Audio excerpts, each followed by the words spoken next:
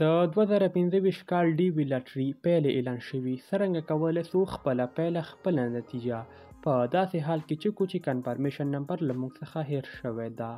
هغه فورم کوم چې د ثبت نام په وخت کې موږ ته راکول کیږي هغه موږ د لاسه ورکړی ده. څرنګه کولی شو خپل کنفرمیشن نمبر څخه بغیر د ډي وي لاټري پیله یا نتیجه چک کړو. ویډیو له پیل نه تر پایه راسره تعقیب کړئ. ټوله طریقه درته پر همدې ویډیو کې درښایم. مخکې له دې چې د ویډیو پر همدې مین ټاپک باندې پیل وکړو، تاسو دې ویډیو ته لایک ورکړئ، شیر یې کړئ او یو کمنټ حتمي وکړئ ترڅو دغه ویډیو ریکمنډ شي هغو اشخاصو ته چې غواړي د ډي وي لاټري پیلې چک کړي په داسې حال کې چې کنفرمیشن نمبر ورڅخه هیر شوی ده. که چیرې تاسو کنفرمیشن نمبر لرئ، هر څه معلومات در سره وي، نو بیا کولی شئ دغه ویډیو وګورئ. پر دې ویډیو باندې ما تاسو ته طریقه درښودله چې څرنګه کولی شئ خپل ډي وي لاټري چک کړئ. مګر نن ورځ موږ راځو د ډي وي لاټري پیلې په داسې حال کې چک کوو چې کنفرمیشن نمبر موږ څخه هیر شوی ده. راسئ دوستانو، کروم براوزر ته په سرچ یا لټون کې ډي وي ولیکئ. د ډي وي د لیکلو وروسته پر همدې لومړني ویب سایټ باندې کلیک اخلو. په دې ځای کې دوستانو چک سټیټس کلیک کوو ترڅو دوهمه صفحه موږ ته راخلاصه شي. لږ انتظار ورته کوو دوستانو، بله صفحه موږ سره راخلاصیږي. تاسو لیدلی شئ دوستانو په دې ځای کې په کانټینیو اپشن باندې کلیک واخلئ.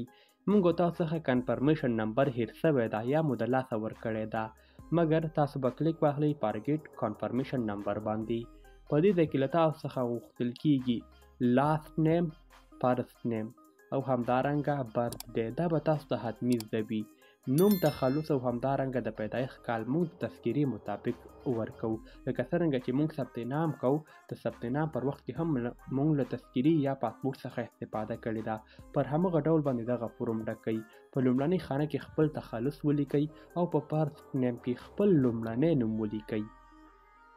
همداسې دوستانو، که چیرې تاسو میډل نیم لرئ هغه هم په دې وروستنۍ خانه کې ورکئ.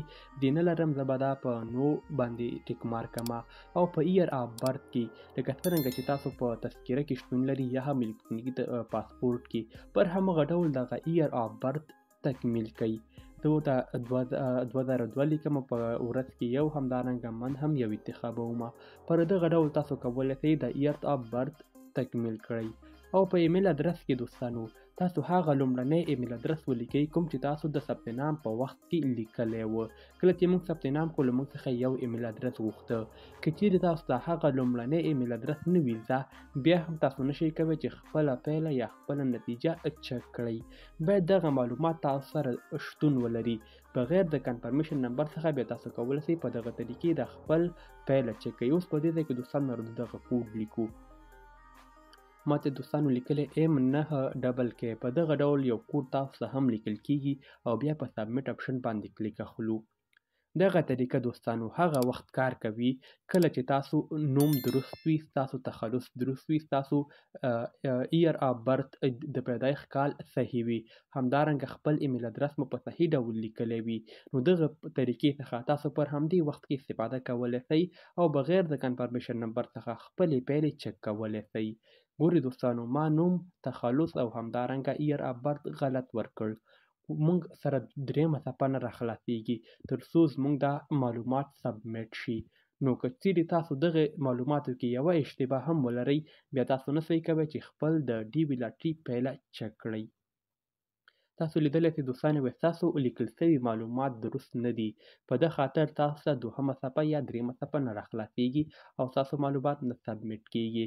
نو تاسو به دا معلومات حتمي لرئ. که چیرې دا در سره نه وي موجود، نو تاسو نشئ کولی چې خپله د ډي وي لاټري نتیجه بغیر د کنفرمیشن نمبر څخه چک کړئ.